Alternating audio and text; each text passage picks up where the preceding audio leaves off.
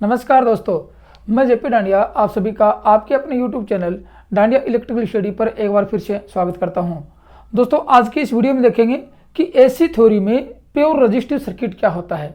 Alternating current में अपन लोगों ने डीसी थ्योरी पढ़ी, तो डीसी में आप लोगों ने किस प्रकार सर्किट बनाया, कितने सर्किट का निर्माण किया, किस प्रकार धारा का कैलकुलेशन किया, किस प्रकार वोल्टेज का कैलकुलेशन किया। आज उसी प्रकार इस एसी जो अपना जो एसी थ्योरी का चैप्टर चल रहा है उसमें जो रेजिस्टेंस होता है वो अकेला रेजिस्टेंस यदि परिपथ में संयोजित कर उसमें एसी धारा प्रवाहित करवाते हैं तो किस भांति कार्य करता है, पावर कंज्यूम कैसे करता है, पावर कंज्यूम करेगा या डिलीवर करेगा, ये देखेंगे। प्रतिरोध किस प्रकार अपना व्यवहार दिखाता है, धारा की जो गणना कैसे करेंगे, वोल्टेज की गणना कैसे करेंगे, पावर की गणना कैसे करेंगे, धारा व वोल्टेज में क्या संबंध होगा। दोस्तों, काफ़ी बार परीक्षा में प्रश्न पूछ लिए जाते हैं इस रेजिस्टिव सर्किट के बारे में। तो रेजिस्टिव सर्किट अकेला नहीं है, रेजिस्टिव सर्किट है, उसके बाद में इंडक्टिव सर्किट आएगा, उसके बाद में कैपेसिटिव सर्किट आएगा, फिर इन तीनों को श्रेणी क्रम में जोड़ेंगे, फिर इन तीनों को समानांतर क्रम में जोड़ेंगे, तो सर्किट तो होंगे कम से कम 8-10 सर्किट हो जाएंगे, जो कि अपने एसी थ्योरी में एसी सर्किट में इस अल्टरनेटिंग करंट के चैप्टर में बहुत ही अहम भूमिका निभाते हैं। और दोस्तों, प्रश्न में जब पेपर में प्रश्न आते हैं, पेपर में जब क्वेश्चन उठने की संभावना आती है तो इन्हीं सारे के सारे परिपथ में से आती है, क्योंकि अब तक जो एसी थ्योरी का चैप्टर पढ़ा, जितना आप लोगों ने पढ़ा उन सब का यहाँ पे इम्प्लीमेंट होगा। जितना पढ़ के आ रहे हैं पावर जो पढ़ी आप लोगों ने, तात्क्षणिक मान पढ़ा, आरएमएस मान पढ़ा, मैक्सिमम वैल्यू पढ़ी, एवरेज वैल्यू पढ़ी, फॉर्म फैक्टर पढ़ा, पीक फैक्टर, सबका मान सबकी गणना यहाँ पे होगी, इन सब का इम्प्लीमेंट होगा। इसलिए तो जो बेसिक बातें पढ़ी उन सब का इम्प्लीमेंट करते हुए सर्किट को पूरा करेंगे और लास्ट एंड में सर्किट पूरा करते आपका चैप्टर पूरा हो जाएगा। तो क्यों ना आज उन सर्किटों को आज शुरू कर देते हैं। तो आज क्या पढ़ेंगे, प्योर रेजिस्टिव सर्किट पढ़ेंगे आज।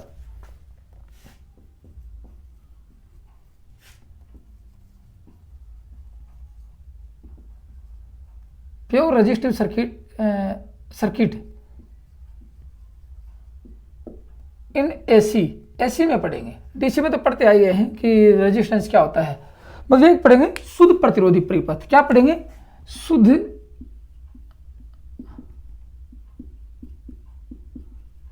प्रतिरोधी परिपथ। दोस्तों, टॉपिक बहुत ही इंपॉर्टेंट है। ये एसी थ्योरी का जो टॉपिक है ये इतना इंपॉर्टेंट है कि जब भी आगे एसी मशीन पढ़ेंगे, चाहे ट्रांसफार्मर पढ़ लेना, चाहे एसी मशीन पढ़ लेना, एसी मशीन का मतलब ये अपने एसी मोटरें होती है ये पढ़ लेना, और चाहे एसी अल्टरनेटर पढ़ लेना, जो भी पढ़ेंगे वहाँ इन एसी थ्योरी के बिना उनका अध्ययन नहीं कर सकते और अपने को जानकारी पूरी प्राप्त नहीं हो सकती, क्योंकि इनके बिना उनका भी अध्ययन पूरा नहीं होता है। इसलिए ये टॉपिक इतना पढ़ना, क्योंकि डीसी मशीनें पढ़ी तो डीसी थ्योरी पढ़ के आए, एसी मशीनें पढ़ेंगे तो एसी थ्योरी पढ़ेंगे, तभी तो जाके समझ में आएंगी। तो साथ साथ आप नोट्स बनाते चले जाना और इनको आराम से यदि आप पढ़ोगे, समझोगे, गौर से देखोगे तो एसी थ्योरी हार्ड नहीं होगा, आपको बहुत सरल हो जाएगी और अच्छी तरह से आपको समझ में आ जाएगी। कभी भी आप ऐसा नहीं कहेंगे सर एसी थ्योरी समझ में नहीं आई। बाकी आप लोग देखते आ रहे हो, कितनी वीडियो देख लिया आप लोगों ने एसी थ्योरी के, क्या समझ में नहीं आया।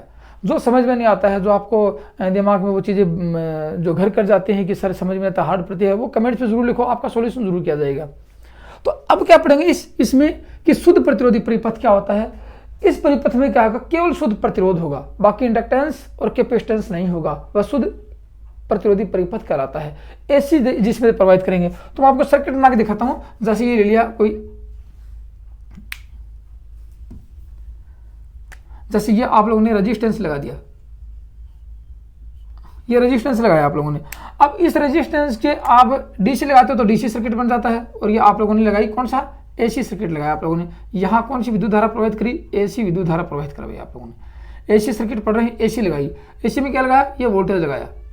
अब देखो एक एक पॉइंट टू पॉइंट मैंने यहाँ से विद्युत धारा माना कि पी और एन ये है, पॉजिटिव नेगेटिव इधर है, तो धारा यहाँ से प्रवाहित होगी तो ये आई होगी, फिर धारा इसमें से होगी तो ये क्या है, ये आर है। एक एक बात आप गौर से देखोगे और लिखते चले जाना, आपको कभी समस्या नहीं आएगी। इस रेजिस्टेंस के आर पर पोटेंशियल डिफरेंस होगा, वो वी आर होगा, क्योंकि आर ये यहाँ से लेके यहाँ तक का पोटेंशियल डिफरेंस ज्ञात करेंगे, यहाँ से यहाँ तक का, यहाँ से यहाँ तक का पोटेंशियल डिफरेंस, उसको कहेंगे वी आर। मतलब कि ये रेजिस्टेंस, ये वोल्टेज किसका दिखा रहा है, यहाँ से ये वी आर में आपको वोल्टमीटर लगा के दिखाई देता हूँ। देखो यहाँ से, चलो कोई बात नहीं, ये वोल्टमीटर लगाया आप लोगों ने वी, इसको कहते हैं वी आर। ये किसका, ये वोल्टेज दिखाएगा इस रेजिस्टेंस के आर पर जितना वोल्टेज होगा वो दिखाएगा। ये तो थी, और ये धारा, ये आई आर धारा, ये रेजिस्टेंस से धारा प्रवाहित हो रही है, वो धारा है। अब देखो दो चीज याद रखना, रेजिस्टेंस कभी पावर कंज्यूम नहीं करता, नहीं पावर डिलीवर नहीं करता है, पावर सिर्फ कंज्यूम करेगा, पावर खर्च ही करेगा उत्पन्न करके नहीं देगा। जबकि आपका इंडक्टिव जो कि एनर्जी स्टोर करता है चुंबकीय क्षेत्र के रूप में करता है, जबकि आपका कैपेसिटर एनर्जी स्टोर करता है इलेक्ट्रोस्टैटिक के रूप में एनर्जी स्टोर करता है। तो वो पावर डिलीवर्ड भी करते हैं और पावर खर्च भी करते हैं, लेकिन रेजिस्टेंस हमेशा पावर खर्च करता है लेकिन डिलीवर्ड नहीं करता, उत्पन्न नहीं करके देता, आपको पावर कभी नहीं देगा वो। ये दो चीज याद रखना। तो क्या लिख सकते हैं इसके बारे में, आर रेजिस्टेंस लिख लो, मैं लिखवा देता हूं आपको, रेजिस्टेंस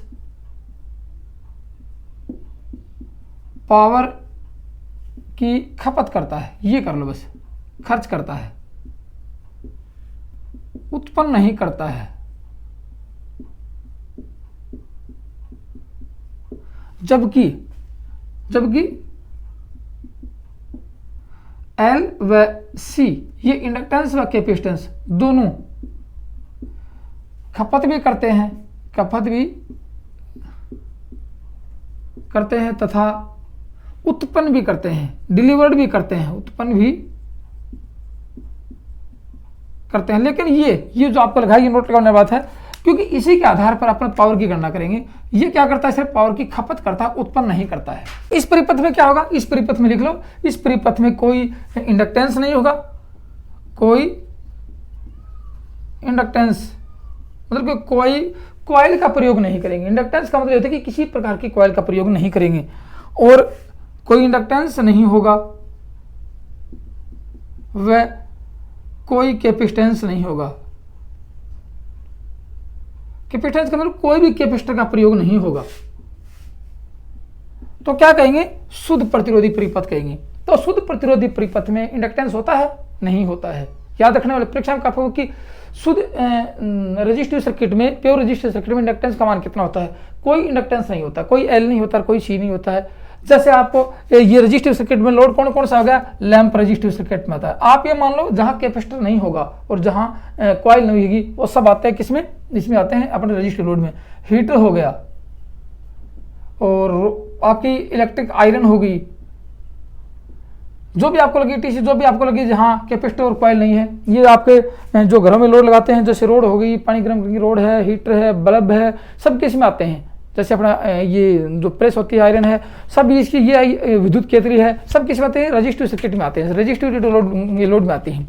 तो ये तो था बात इसकी। अब देखो यहाँ क्या लिखेंगे, ये जो धारा प्रवाहित हो रही है ये वोल्टेज है। अब इसकी बात करेंगे, इसका जो अपने डायग्राम देखेंगे और उसका ग्राफिक डायग्राम देखेंगे, दोनों देखेंगे। आपको दोनों के दोनों बताऊंगा किस प्रकार ये पावर की खपत करेगा और किस प्रकार से गणना की जाएगी। ठीक है, तो अब देखो यहाँ से पूछा जाए क्या इसमें फैराडे का नियम लागू होता है, तो नहीं होता है। तो क्या इसमें ईबी का मान उत्पन्न होगा, नहीं होगा, कोई चीज उत्पन्न नहीं होगी, ईबी का मान उत्पन्न नहीं होगा, फैराडे का नियम भी लागू नहीं होगा। तो फिर मैंने आपको पिछले जो 2 वीडियो पढ़ाए थे जिसमें आपको दिखाया था मैंने कि इसमें धारा लेगिंग, जो आपको मैंने लीडिंग और लीडिंग पढ़ाई थी कि लेगिंग और लीडिंग कैसे होगा। तो धारा इसके इनफेज रहेगी, क्यों रहेगी अब बताऊंगा। धारा इसके इनफेज रहेगी, तो इनफेज में कि धारा वोल्टेज के साथ साथ अपने घटते बढ़ते मान को चले जाएगी। अब कैसे होता है देखो, मैं आपको छोटा सर्किट बना के दिखाता हूं, ये तो आप लिख लोगे, कोई बात नहीं है। अब देखो यहाँ से मैंने आपको बताया कि एसी, यहां से एसी लेते हैं, देखो यहाँ से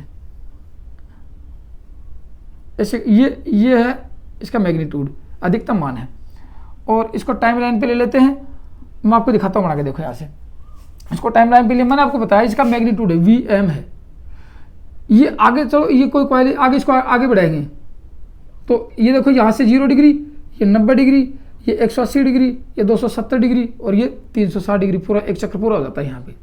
ठीक है ना, जिसको कहते हैं ये π/2, ये पाई का मान, और ये 2π/3 ये इसका मान, और ये 2π, ये मान ऐसे है यहाँ पे।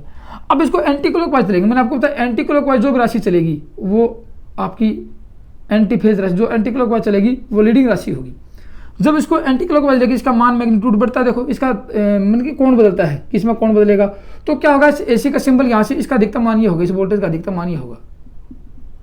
तो क्या होगा, ऐसे इसको बढ़ाएंगे ऊपर, जैसे ये यहाँ पे आया, टाइम तो बढ़ा, यहाँ से देखो ये टाइम ओमेगा टी है, ये टाइम है, इसको यहाँ से आने में इतना टाइम लगेगा जितना टाइम लगेगा, तो यहाँ से ये इसका सिंबल ऐसे बन जाएगा, ऐसे सिंबल बन जाएगा, इसका अधिकतम मान ये चला जाएगा यहाँ पे। तो ये हो गया। अब देखो यहाँ से क्या होगा, जब ये पावर कंज्यूम ही करता है, इसमें कोई ईएमएफ तो उत्पन्न होगा नहीं कि जो इस धारा का विरोध करेगा, इसमें कोई चार्ज इकट्ठा नहीं होगा कैपेसिटर के जो धारा का विरोध करेगा। तो अब इसको घुमाएंगे तो क्या होगा, वोल्टेज धारा भी इसके साथ, यहाँ से मैंने आपको बताया धारा धारा थोड़ी कम हो रहेगी वोल्टेज से। देखिए कि वोल्टेज बराबर होता है I इंटू आर, और धारा वोल्टेज से कम होगी क्योंकि धारा और वोल्टेज दोनों मिलके, और वोल्टेज धारा और प्रतिरोध दोनों मिलकर वोल्टेज का निर्माण करते हो। ये कह सकते हैं कि वोल्टेज धारा से अधिक होता है। वोल्टेज तो 220 लग सकता है, धारा 1 एम्पीयर भी हो सकती है, धारा 5 एम्पीयर भी हो सकती है, धारा 20 एम्पीयर भी हो सकती है, लेकिन कम है, तो ये आई होगी, दोनों साथ चलेंगे। अब देखो यहाँ से इसने वोल्टेज का जैसे वोल्टेज ने एंटी क्लॉकवाइज घूमना शुरू किया, जैसे वोल्टेज घूमेगा धारा इसके साथ चलेगी। जैसे वोल्टेज का मान अधिकतम होगा धारा का मान साथ होगा। अब मान लीजिए कि धारा यहाँ इसका वोल्टेज का अधिकतम मान ही आ गया, गौर से देखना, वोल्टेज का अधिकतम मान ये आया वोल्टेज Vm, और ये I आ गई यहाँ पे, ये I, तो I का अधिकतम मान ही आया, साथ ही चलेंगे दोनों, I का अधिकतम मान ही आया, तो क्या होगा यहाँ से ये I चलेगी, यहाँ से इसके साथ ही चलेगी। जैसे ही इसने डिग्री ली, 1 डिग्री बनाई, ये डिग्री बनाई, तो धारा भी इसके साथ चलेगी ऐसे। अब देखो धारा का मान अवश्य इससे कम है क्योंकि इसका अधिकतम मान ही है, इसका अधिकतम मान ही है, धारा का अवश्य मान कम है, लेकिन दोनों साथ साथ बढ़ रहे हैं। धारा भी इसके साथ यहाँ आएगी, वोल्टेज यहाँ आ गया, फिर ये यहाँ आएगा, वोल्टेज यहाँ आएगा, धारा भी इसके साथ आएगी, और धारा इसके साथ यहाँ भी आ गई। जो ये बैक साइड में आएंगे, विपरीत दिशा में आएंगे, तो वोल्टेज धारा भी इसके साथ यहाँ पे आएगी, और वोल्टेज आएगा तो इसका मान धीरे धीरे घटना शुरू हो जाएगा। जब ये दोनों यहाँ पे धारा यहाँ रहेगी, वोल्टेज यहाँ रहेगा, तो इसका मान 0 हो जाएगा ऐसे। और यही विपरीत दिशा में होगा, तो इस प्रकार ये कैसे होगा, ऐसे हो जाएगा ये। तो ये हो गया वोल्टेज, और ये होगी आपकी धारा, ये हो गया आपका वोल्टेज, और ये होगी आपकी धारा। दोनों का मान साथ साथ घटते हुए बढ़ते रहता है, लेकिन दोनों का मान समय के साथ, ठीक है ना, अधिकतम मान अपने न्यूनतम मान को और अधिकतम मान को एक साथ प्राप्त करते हैं। दोनों वोल्टेज भी अपने अधिकतम मान को इसी समय पर प्राप्त किया, और धारा ने भी अपना अधिकतम मान इसी समय पर साथ किया, एक ही डिग्री पर, एक कोण के साथ चलते हुए। तो ये कह सकते हैं कि धारा व वोल्टेज में कोई कोण नहीं होता है, कोई कालांतर नहीं होता है, क्योंकि ये पावर को सिर्फ कंज्यूम कर रहा है। इसलिए कह सकते हैं कि यहाँ पे क्या रहेगा, V बराबर, देखो V का मान आप लोगों ने देखा, V बराबर आपको बताया था, V इसका क्या है, ये तात्क्षणिक मान है, V बराबर Vm sin ओमेगा t, ये आपको बताया था मैंने, किसका, V का तात्क्षणिक मान, और I का तात्क्षणिक मान Im sin ओमेगा t, ये भी बताया था आपको मैंने। और यहाँ भी V बराबर Vm sin ओमेगा t, क्योंकि ये ओमेगा टी के टाइमलाइन के अनुसार चल रहे हैं। और साइन क्यों लिया, मैंने आपको बताता, देखो मैंने आपको ये बताया था, एक कलांतर जो फेज डिफरेंस बढ़ाया था, ये साइन, ये कोस, ये साइन माइनस में, ये कोस माइनस में, ये बताया था मैंने आपको, ये साइन प्लस में, ये साइन माइनस में, ये प्लस में, ये माइनस में, ये बताया था मेरे को। तो इस दिशा में ये टाइमलाइन है यहाँ पे। तो अब इसके विपरीत चलेंगे, ऐसे चल रहे हैं अपने विपरीत, ऐसे विपरीत चल रहे हैं, ऐसे ये तो चला ऐसे। तो यहाँ साइन से लेकर साइन में इसमें वोल्टेज ये था और धारा ये दोनों साथ चल रहे हैं, तो ये साइन ओमेगा टी आ गया। लेकिन यहाँ से ये कोस कब आएगा, जब धारा उठ के अकेले यहाँ पे आएगी, वोल्टेज यहाँ रह जाएगा, या फिर वोल्टेज उठ के यहाँ जाएगा धारा, तो इन दोनों के बीच में अंतर होगा, तब कहेंगे कोस डिग्री, ये आ गया कोस डिग्री आपका। ये दोनों के बीच में कोण होगा तो कोस हो जाएगा। तो ये था आई का बराबर I maximum sine omega T. ये साइन ओमेगा टी के अनुसार अपने अधिकतम और न्यूनतम मान को एक साथ समय के साथ एक साथ प्राप्त कर रहे हैं। ये तो थी किसमें, इस रजिस्टिव सर्किट में। तो रजिस्टिव सर्किट का रिजल्ट क्या निकला, ये तो था आपका वेक्टर डायग्राम। कौन सा था, वेक्टर डायग्राम था यहाँ पे, वेक्टर डायग्राम याद रखना। अब इसका मैं ग्राफिक डायग्राम ये वो फेजर डायग्राम दिखाऊं कि आपको फेजर में कैसे दर्शाएंगे। इसका मतलब देखो इसमें क्या होगा, इसमें देखो ये हो गया, यदि धारा ये रहती है वोल्टेज ये है तो कैसे इन दोनों के बीच में कोण है, लेकिन दोनों साथ है। इसका मतलब ये कह सकते हैं, नोट लगा के लिखेंगे यहाँ पे, क्या लिखेंगे, ये नोट लगाने वाली बात आ गई कि I व V के बीच कोई कलांतर नहीं होता है। काफी बार परीक्षा में पूछा जाता है कलांतर नहीं होता है। एक तो रिजल्ट ये निकल के आ गया, दोनों एक साथ अपने न्यूनतम व अधिकतम मान को एक साथ एक समय पे प्राप्त करती हैं, एक ही कोण पे प्राप्त करती हैं। इसका मतलब दोनों में कोई कोण नहीं होगा। इसका मतलब क्या लिखेंगे कि इन दोनों के बीच में कोई कलांतर नहीं होगा। तो कलांतर नहीं होते, एक ही फेज में रहेंगे, तो लिख सकते हैं I व V एक ही फेज में अर्थात इन फेज होते हैं। जो बातें लिखवा रहा हूं ये काफी बार परीक्षा में आ चुकी सारी बातें। धारा व वोल्टेज दोनों एक ही फेज में अर्थात इन फेज होते हैं, एक इसका निष्कर्ष निकलता है। फिर कलांतर नहीं होता तो क्या लिखेंगे, I व V के बीच कितने डिग्री का कोण है? कोई कोण नहीं है, तो 0 डिग्री का कोण होता है। 0 डिग्री का कोण होता है। ये निष्कर्ष निकल के आ रहा है, यहां से सब बातों का निष्कर्ष निकल के आ रहा है। किससे? इससे, ठीक है ना। तो अब देखो 0, ये कितने साइकिल का, यहां से यहां तक एक साइकिल है, यहां से यहां तक क्या थी? एक साइकिल की बात कर रहा हूं मैं, 1 साइकिल, एक चक्र की बात कर रहा हूं मैं। एक चक्र में क्या क्या कंडीशन आई वो आपके, तो एक चक्र में जितनी कंडीशन आएगी वो सभी चक्रों में आएंगी। और ये क्या है? ये आपका तात्क्षणिक मान है, ये तात्क्षणिक मान है। तात्क्षणिक मान का सूत्र मैंने आपको बता दिया, वी मैक्सिमम, या वी की जगह मैंने ई लिखवाया था, कोई बात नहीं, आप चक्र में सर ई लिखवाया था, वी का ई और वी एक ही वोल्टेज है, ठीक है ना। तो I maximum sine omega T, ये साइन, ये टाइमलाइन के अनुसार ये इसका अधिकतम मान है, ये जो आपको बताया था। अब देखो इसका फेजर डायग्राम दिखाता हूं आपको। ये तो निष्कर्ष निकल गया, इन निष्कर्ष के अनुसार इसका हल निकालेंगे कि वी का मान कैसे ज्ञात करेंगे, पावर का मान कैसे ज्ञात करेंगे, पावर कंज्यूम कैसे करेगा। अब आप लोग देखो, यहां से इसका फेजर डायग्राम बनाऊं आपको। देखो ये मान लीजिए ओमेगा टी, ये आपका ओमेगा टी है, जैसे आपको ये मैं एसी का सिंबल बनाइए, ओमेगा टी है, ये ओमेगा टी है। अब इसको गौर से देखिए, इसका मतलब कि ये टाइम के अनुसार एंगल ही है। ये ओमेगा क्या है? एंगुलर कोण है, समय के साथ एंगल के साथ घूमना एसी का, ये ओमेगा टी की यहाँ से एंगल बनेंगे इस टाइम पे। तो ये तो थे वोल्टेज, ये वोल्टेज और पीछे इसकी धारा, ये धारा, ये इसका इसको क्या हो गया? ये होगा फेजर डायग्राम। ऐसे नहीं आता तो कभी कभी परीक्षा में ऐसा आता है, ये वोल्टेज और इसके साथ में धारा, ये वोल्टेज और ये धारा। ये किसका सिंबल दर्शा रहे हैं? ये दिखा रहे हैं कि शुद्ध प्रतिरोधी परिपथ में ये धारा व वोल्टेज दोनों इन फेज, इन दोनों के बीच कोई कोण नहीं, पैरेलल चल रहे हैं, कोई कोण नहीं है। 0 डिग्री का कोण जहां होगा वो इन फेज होंगी। ये है फेजर डायग्राम। फेजर डायग्राम किसका? शुद्ध प्रतिरोधी परिपथ का फेजर डायग्राम है, काफी बार परीक्षा में पूछा जाता है। और जब इन दोनों के बीच में कोई कोण ही नहीं है तो पावर फैक्टर कैसा होगा? ये पावर फैक्टर पढ़ाएंगे तब बताएंगे, लिख लेना। पावर फैक्टर 1 होगा जब दोनों के बीच में कोस फाई का मान 0 डिग्री होता है, क्योंकि इन दोनों के बीच में कोण तो है ही नहीं। ये कोण देखो, इन दोनों के बीच ये कोस है और ये साइन है, इनके बीच में कोई कोण नहीं है, तो क्या होगा? कोस 0 डिग्री होगा। दोनों के बीच में कोण होगा उसको कहेंगे कोस। कोस 0 डिग्री हो, 0 डिग्री, और कोस 0 का मान होता है 1, इसलिए यहाँ पे पावर फैक्टर का मान क्या रहेगा? 1 रहेगा।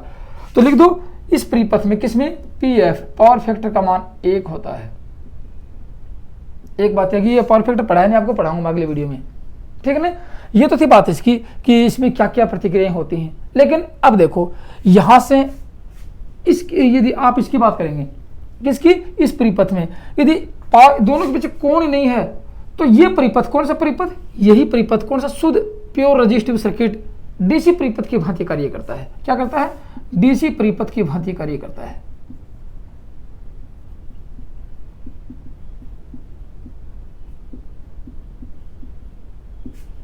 अब देखो यहां से इसकी बात करें कि यहां से देखो, मैंने आपको बताया कि एसी में कितने मान होते हैं? एक तो होता है तात्क्षणिक मान, एक होता है औसत मान, और एक होता है आरएमएस मान, और एक होता है अधिकतम मान, पीक वैल्यू। मैंने आपको बताया था तब अधिकतम मान। तो ये तो इसका अधिकतम मान है। ये यहां से ये मान पकड़े, ये कौन सा मान है? ये तात्क्षणिक मान है। इन दोनों के बीच में यहाँ बीच में आएगा वो कौन सा मान है? वो आरएमएस मान है। नीचे आएगा वो कौन सा मान है? थोड़ा सा नीचे, क्योंकि इसके एवरेज निकालेंगे, वो औसत मान आता है। तो ये मान पड़ा है आपको मैंने। तो एसी में पावर की जब गणना करेंगे, याद रखना बात, काफी बार परीक्षा पूछे, एसी परिपथ में जब पावर की गणना करते हैं, जब वोल्टेज की गणना करते हैं, जब धारा की गणना करते हैं, तो एसी का कौन सा मान प्रयोग किया जाता है? ये काफी बार परीक्षा पूछा जाता है। एसी का कौन सा मान प्रयोग किया जाता है? या फिर ये पूछा जाता है कि आपको घरों में जो वोल्ट मीटर लगा रखा है, जो एम्पीयर मीटर लगा रखा है, वो कौन सा मान दर्शाते हैं? वो सिर्फ आरएमएस मान दर्शाते हैं। इसलिए आज ये भी कह सकते हैं शुद्ध प्रतिरोधी परिपथ में, लिखना, शुद्ध प्रतिरोधी परिपथ में विद्युत धारा, विद्युत शक्ति की गणना में धारा व वोल्टेज का आरएमएस मान ही प्रयोग किया जाता है। काफी बार परीक्षा में प्रश्न आया है और आने की संभावना रहती है। किस मान का प्रयोग करेंगे इनमें से? अधिकतम मान का करें, तात्क्षणिक मान का करें, औसत मान का करें, या फिर आरएमएस मान का करें? कौन से मान का प्रयोग करेंगे? तो यहाँ सिर्फ आरएमएस मान का ही प्रयोग किया जाता है, ठीक है। यदि ये बात है तो ये तो थी बात। अब इसकी यदि पावर की गणना करें, आरएमएस मान का प्रयोग करते हैं, तो क्या लिख सकते हैं इसके अंदर कि V बराबर आई कौन सा लेंगे? आरएमएस मान। V बराबर आई आरएमएस मान, यार V बराबर आई होता है। और आई आरएमएस की बात करें तो बराबर लिखेंगे V बटे R, ये इसकी गणना है। लेकिन जब पावर की बात करेंगे तो शक्ति की खपत में ये इसमें पावर की बात करें तो पावर भी कौन सी होती है? पावर भी आरएमएस मान ही होता है। तो आज अब उस पावर की बात करेंगे कि शुद्ध एसी परिपथ में, शुद्ध प्रतिरोधी एसी परिपथ में पावर क्या होती है। वोल्टेज की गणना करेंगे, वोल्टेज क्या होता है, आरएमएस मान क्या होता है उसकी, यदि आपको ध्यान होगा आरएमएस मान के बारे में, औसत मान के बारे में, आरएमएस मान का मान कितना था, आरएमएस मान कैसे ज्ञात कर सकते हैं, औसत मान को कैसे ज्ञात कर सकते हैं। तो आज आपको इस एसी परिपथ में पावर की गणना करने में आपको कतई जोर नहीं आएगा, बिल्कुल जोर नहीं आएगा, आसानी से आपको समझ सकते हो। तो अब क्या करेंगे, अब पढ़ेंगे कि शुद्ध प्रतिरोधी परिपथ में पावर की गणना कैसे करेंगे, जो कि काफी इंपॉर्टेंट होता है। आप लोग पढ़ते आ रहे हो P बराबर VI, P बराबर VI cos फाई, क्योंकि सिंगल फेस में से यही होता है। लेकिन आज कुछ आपको अलग बताऊंगा कि P बराबर VI होता तो है, कौन सा होता है, किस प्रकार होता है, परीक्षा में उलझन वाला प्रश्न कैसे आता है, जो कि आपको आते आते आप गलत कर देते हो। आपके दिमाग में प्रश्न है लेकिन आप उसका आंसर सही नहीं दे पाते हो। तो आज ये देखेंगे आपका आंसर देने में गलती कहाँ होती है, उसकी देखेंगे आज। तो उसकी अब गणना किसकी करेंगे, पावर की गणना करते हैं। शुद्ध एसी परिपथ में पावर की गणना कैसे करेंगे, देखो। अब देखो P बराबर क्या होता है, ये होता है P बराबर, पावर की गणना करेंगे किसमें, शुद्ध प्रतिरोधी परिपथ में पावर की गणना लिख लो। शुद्ध प्रतिरोधी परिपथ में, शुद्ध प्रतिरोधी में पावर की गणना कैलकुलेशन करेंगे, किसका करेंगे, पावर का करेंगे। अब देखो आप लोग जानते हो कि P बराबर क्या होता है, P बराबर होता है V इंटू आई, एक तो ये होता है, आप लोग देखते आ रहे हो। और ऐसे की बात करें तो क्या लगा देंगे, कोस फाई, ये भी आप पढ़ते आ रहे हो। कोस फाई क्यों लगाएंगे, क्योंकि इन दोनों के बीच में कोई कोण नहीं है तो कोस फाई लगाने की जरूरत नहीं, लेकिन कोण का मान ले लिया जाए कि करंट व वोल्टेज के बीच में कोण होता है तो आपको कोस फाई लेना पड़ेगा।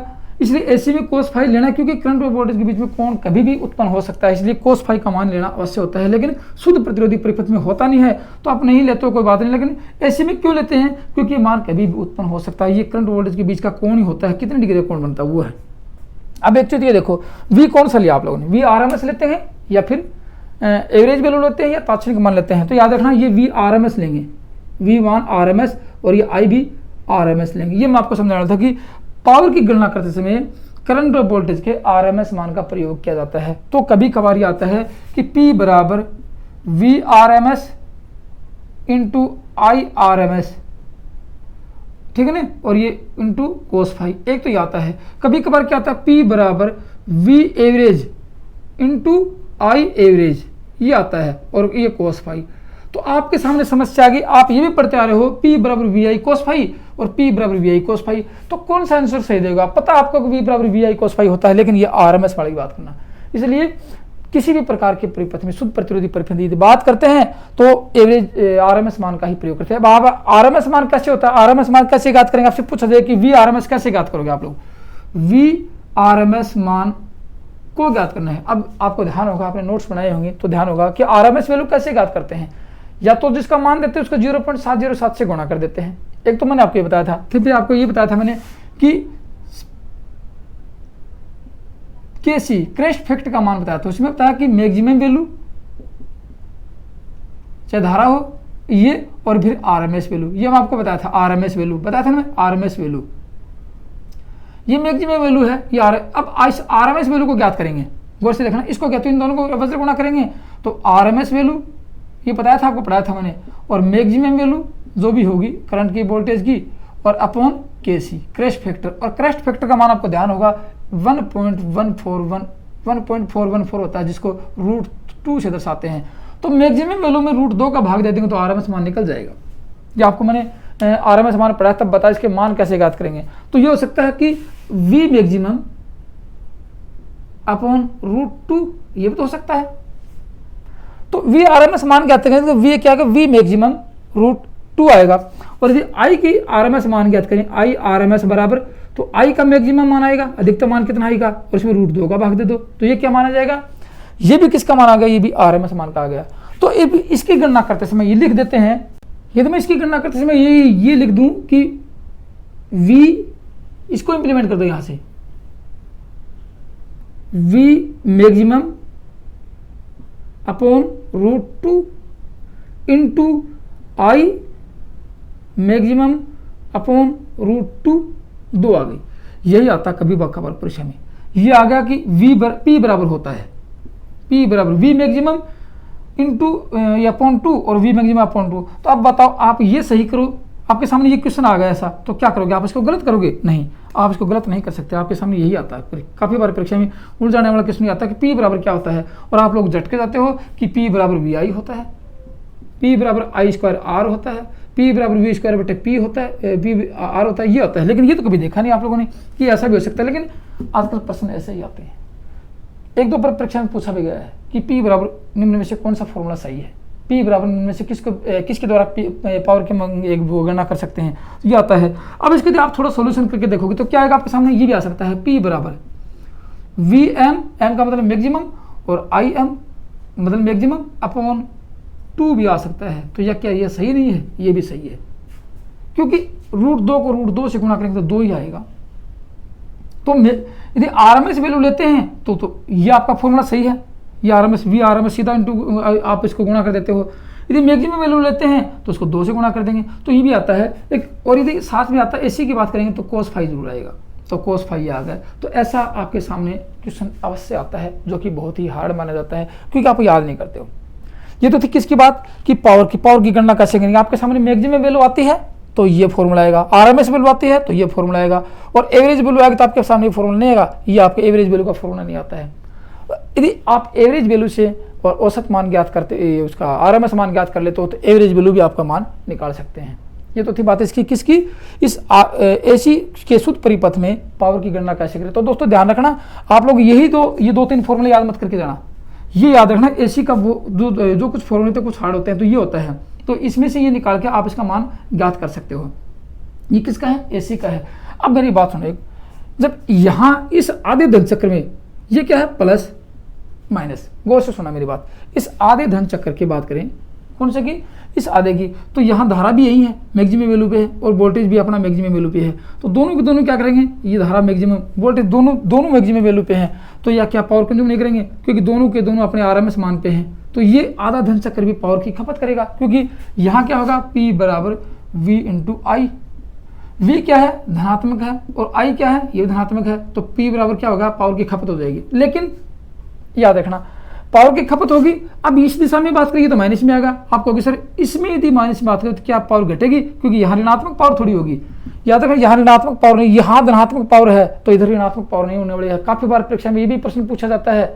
मैं आपको बताऊंगा कि AC के आधे चक्र के बाद पावर धनात्मक होगी या ऋणात्मक होगी। आधे चक्र के बाद, आधे चक्र में तो धनात्मक है क्योंकि इधर पॉजिटिव है, लेकिन आधे चक्र में ऋणात्मक, इधर ये नेगेटिव है। तो यहाँ क्या होगा, देखो P बराबर VI, गौर से सुन मेरी बात सुन, VI होता है, cos फाई तो इसमें बीच में डिग्री का कौन ले लेते हैं, तो cos फाई हो जाता है। लेकिन ये माइनस में, देखो वोल्टेज इधर माइनस में आ गया, ये V माइनस में आ गया, V माइनस में आ गया, धारा भी माइनस में है, तो P बराबर देखो माइनस इंटू माइनस बराबर क्या हो गया, पॉजिटिव हो गया। माइनस को माइनस से गुणा करेंगे पॉजिटिव हो जाएगा। तो ये काफी बार परीक्षा में पूछा जाता है, चाहे शुद्ध प्रतिरोधी परिपथ में चाहे नेगेटिव दिशा लेंगे चाहे पॉजिटिव दिशा लेंगे, धारा की खपत अवश्य होगी। ऐसा नहीं होगा कि नेगेटिव से घट जाएगी, ठीक है। तो क्या कर सकते हैं, इस एक के ऊपर नोट लगाने वाली बात ये आ गई कि विद्युत शक्ति की खपत की गणना में, किसमें, विद्युत शक्ति की खपत की गणना करेंगे तो विद्युत धारा के प्रवाह की दिशा में जो परिवर्तन होता है उसका कोई प्रभाव नहीं पड़ता है। याद रखने वाली बात है कि विद्युत शक्ति की खपत की गणना में विद्युत धारा के प्रवाह की दिशा के में जो परिवर्तन होता है उस परिवर्तन का गणना में कोई प्रभाव नहीं पड़ता है, क्योंकि आधे धन चक्र में पॉजिटिव होता है, आधे चक्र में पॉजिटिव होता है, आधे चक्र में नेगेटिव होता है। तो नेगेटिव को नेगेटिव से गुणा करेंगे तो भी पॉजिटिव आता है, पॉजिटिव को पॉजिटिव से गुणा करें तो दोनों के दोनों दिशाओं में शक्ति खपत जुड़ जाएगी और पावर का कंज्यूम हो जाएगी। लेकिन इंडक्टिव परिपथ में ऐसा नहीं होता है, कैपेसिटिव परिपथ में ऐसा नहीं होता है। ये किस में होता है, सिर्फ ओनली रजिस्टिव सर्किट में होता है, ठीक है ना। ये तो थी बात इसके आपके इस अपने शुद्ध प्रतिरोधी परिपथ में। तो शुद्ध प्रतिरोधी परिपथ में पूछा जाए तो ये चीजें अवश्य पूछ जाएंगे कि करंट और वोल्टेज के बीच का कोण कितना, कलांतर कितना होगा, दोनों के बीच में फेज अंतर कितना होगा, इन फेज होंगी क्या आउट ऑफ फेज होंगी, ये 0 डिग्री कोण होगा, ठीक है ना। और ये आता है कि इन दोनों के बीच में कोण का मान cos फाई 1 है, cos फाई 1 cos 90 मतलब कि 0 डिग्री है, cos 0 डिग्री है, तो cos 0 डिग्री का मान 1 होता है, इसलिए इसका मान हमेशा 1 ही रहेगा। ये होता है पावर फैक्टर। तो शुद्ध प्रतिरोधी परिपथ में पावर फैक्टर का मान 1 होता है, ठीक है। तो दोस्तों ये तो था आपका शुद्ध प्रतिरोधी परिपथ। तो दोस्तों वीडियो पसंद आए तो लाइक करना, अपने दोस्तों में शेयर करना। और दोस्तों एक बात और ध्यान में आ गई, ये यूट्यूब के कम्युनिटी टैब पर, कम्युनिटी जो टैब है आप उसको खोल के देखोगे तो मैं रोज 5-10 क्वेश्चन आपसे पूछता हूँ, तो काफ़ी लोगों के प्रश्न गलत आ रहे हैं। तो आप उसके नीचे कमेंट्स में ये लिख के बताना कि सर हमें समझ में नहीं आया प्रश्न में क्या पूछा गया है, क्योंकि वही प्रश्न पूछे जाएंगे जो आज तक कंपटीशन एग्जाम में आए हैं। तो यूट्यूब के कम्युनिटी टैब को खोल के देखना और इस चैनल के कम्युनिटी टैब को खोल के देखना। कम्युनिटी में आपको पर डे के 5 से 10 क्वेश्चन अवश्य मिलेंगे, जिसमें वही प्रश्न पूछे जाएंगे जो कि कंपटीशन एग्जाम में आ चुके हैं। जो प्रश्न समझ में नहीं आए, जहाँ आप उसका उत्तर नहीं, क्योंकि वो ऑब्जेक्टिव टाइप है, आप टिक करोगे तो आपका आंसर सही होगा गलत है वो तो आपको पता लगेगा बाद में, लेकिन आप उसका आंसर देने की कोशिश जरूर करना। समझ में नहीं आया तो नीचे कमेंट्स बॉक्स में उसके नीचे कमेंट्स कर देना कि सर समझ में नहीं आया, हमें कुछ कंफ्यूज लग रहा है, तो आपका सोल्यूशन उसी कमेंट्स बॉक्स में आपको लिख कर दूंगा मैं आपको। ठीक है, तो दोस्तों आज की वीडियो में सिर्फ इतना ही। थैंक यू, धन्यवाद।